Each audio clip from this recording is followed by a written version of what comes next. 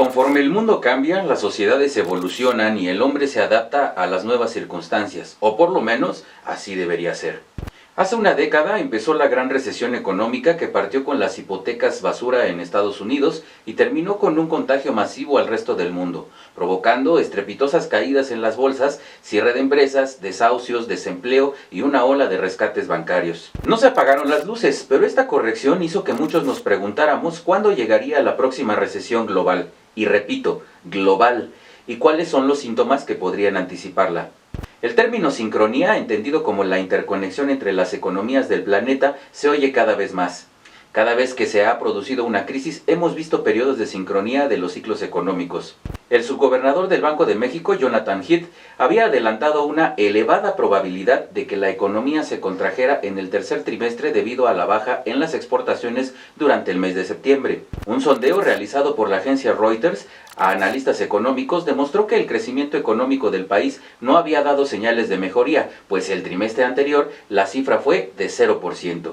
Los expertos en economía estimaron cuando mucho un PIB del 0.2%, ya que las actividades secundarias siguieron sin crecer en los primeros 2 meses del tercer trimestre.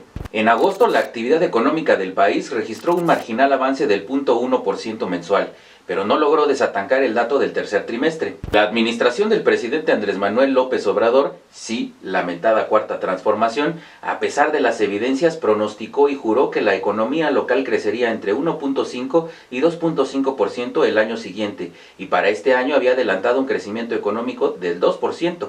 Como siempre, dijo que él tenía otros datos y que se sentía optimista, que no le hiciéramos caso ni al Banco de México ni a las calificadoras internacionales, que era un plan de los conservadores y neoliberales por descalificar a su gobierno gansito. Se entiende por recesión una caída significativa de la actividad económica que acontece en el conjunto de la economía y para un número suficiente de meses y que resulta visible en términos de producción, empleo, renta real y otros indicadores. Pero, ¿cuáles son los síntomas de una recesión? Aumento del desempleo ante la incapacidad de generar nuevos empleos porque no hay crecimiento y en el caso de un crecimiento negativo aumentan los despidos. Disminución del consumo, ya sea por el aumento de precios, inflación, o por la disminución de la capacidad de consumo, menos dinero, mayores tasas de interés en créditos, etc. Aumento en la cartera vencida de los créditos, provocada por la falta de capacidad de pago de los deudores, que a su vez es provocada por la inflación y el aumento en tasas de interés. Disminución del Producto Interno Bruto, ya que disminuye el consumo, y el aumento de inventarios, sobre todo en la industria manufacturera. Ahora bien, como ya he mencionado en anteriores videos, el Producto Interno Bruto se refiere al valor agregado de la producción de bienes y servicios de un país, por lo que su crecimiento está asociado a la generación de empleos, avance en los salarios y un mejor desempeño de las empresas y de la rentabilidad que éstas generan. Las recesiones se caracterizan por el empeoramiento de la economía durante al menos 2 trimestres consecutivos. Es así que por eso suelen conllevar una disminución del consumo, de la inversión y de la producción de bienes y servicios, lo cual provoca a su vez que se despidan trabajadores y por tanto aumente el desempleo. ¿Ha notado alguno de estos síntomas actualmente? Los años anteriores a una recesión suelen ser años de bonanza económica. Como refleja la teoría de los ciclos económicos, la economía se compone de fases en las que primero la economía crece y luego decrece. La recesión es la fase en que la economía decrece, o sea, estábamos mejor cuando estábamos peor. El Producto Interno Bruto de México decreció 0.4% entre julio y septiembre, su primera caída desde la crisis de 2009, lo que evidentemente traerá desempleo, menos ingresos y una eventual alza de precios. Pues bien, la economía de México ya está en recesión y cerrará 2019 con un decrecimiento del 0.1% del PIB, cuyo impacto traerá la pérdida o cancelación de 350,000 empleos formales y un deterioro en el ingreso de las familias. Tal escenario se desprende de las cifras que publicó el INEGI este miércoles y del ciclo negativo que registra la actividad productiva desde marzo pasado. Debido a que el sector de los servicios, comercio y turismo se estancó con 0.0% en ambos periodos y pese a que la agricultura avanzó 3.5 y 5.3% en términos trimestrales y anuales, persiste un ciclo negativo en la actividad económica desde marzo. Para tener el deplorable y nada alentador panorama más claro, cada décima que pierde el PIB se dejan de crear entre 30,000 y 40,000 empleos. En tanto que al reducirse el ingreso y consumo de la población, se abre la puerta a que las empresas hagan recortes, se dispare el desempleo, las ventas se detengan y se cancelen inversiones. Si ya se veía venir una recesión económica a nivel mundial, ¿por qué no tomar precauciones o una estrategia de contingencia ante tal panorama? Yo les voy a decir por qué. porque el presidente es un inepto, necio, resentido, revanchista, inútil e irresponsable. Pues ante las evidencias de los expertos, lo menos que podía hacer es dejar que los que saben trabajaran, pero no.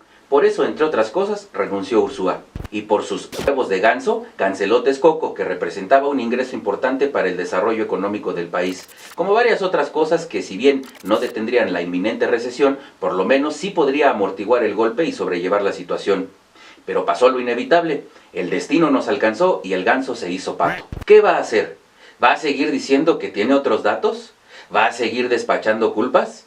¿Cuándo se va a hacer responsable? Y principalmente, ¿cuándo va a dar resultados? Las cifras oficiales muestran que México está muy lejos de cumplir con la meta de crecimiento anual de 2%, planteada por el gobierno federal. Para 2020, el escenario de crecimiento apunta a un rango de 0.2% a 1.2%, con una media de 0.7%. Ello siempre y cuando, y repito, siempre y cuando, el gobierno firme un acuerdo nacional con las empresas que dispare la inversión privada de entre 19.5 a 22% del PIB, porque sin inversión no hay crecimiento. Entiendan y grábense esto en su cabeza piojosa, chairos. El gobierno no genera dinero, el gobierno administra lo que tú y yo y los empresarios generamos. La economía mexicana pasó de desaceleración a la contracción o de crecimiento en sus principales motores económicos, como la industria y servicios, pues la mayoría de las ramas industriales operan en terreno negativo y prácticamente están en fase recesiva. Al presentar el indicador trimestral de actividad económica estatal, el INEGI informó que 22 entidades tuvieron cifras negativas entre abril y junio de 2019. Se trata de Sinaloa, Baja California Sur, Tabasco, Guerrero, Hidalgo, Chiapas, Michoacán, Yucatán, Morelos, Baja California, Campeche, Nayarit, Querétaro, Oaxaca, Sonora, Zacatecas, Veracruz, Puebla, San Luis Potosí, Tamaulipas, Tlaxcala y Estado de México. Este conjunto de estados, que participan con 53% del Producto Interno Bruto Nacional, contribuyó al estancamiento económico del país en la primera mitad del año. La crisis del sector petrolero, la desaceleración de las ventas al exterior y la caída de la inversión golpearon su economía. El comportamiento de estas entidades refleja el estancamiento que ha arrastrado el país en los últimos meses. La situación más crítica se registra en Tabasco y Zacatecas, que hilan 5 trimestres con números negativos. Chiapas, Estado de México y Nayarit llevan 4, y Baja California Sur, Oaxaca y Sonora 2, todas en fase recesiva. En fin, si había alguna duda de si entraríamos en una crisis económica, con estos datos y no los del Gansito Morenela, queda claro que desgraciadamente así es. Con todo y su optimismo pendejo y su irresponsabilidad, nos está afectando a todos sus decisiones estúpidas, dignas de un resentido social, aparte de sociópata. Y ya que les gustó la misa que oficié en el video anterior, ahora les dejo esta bonita oración que es con lo único que se van a quedar, chairos. Padre Ganso que estás en tu México, santificados seamos tus chairos. Venga a nosotros tu léxico, hágase tu voluntad en el palacio como en el Congreso. Danos hoy nuestro atole de cada día, perdona nuestras deudas porque nosotros queremos nuestros subsidios. No nos dejes caer en la corrupción del PRIAN y líbranos de pensar. Amén. Sigue nuestras redes en Alterno 180, espero tus comentarios. Suscríbete y presiona la campana para recibir nuestras notificaciones.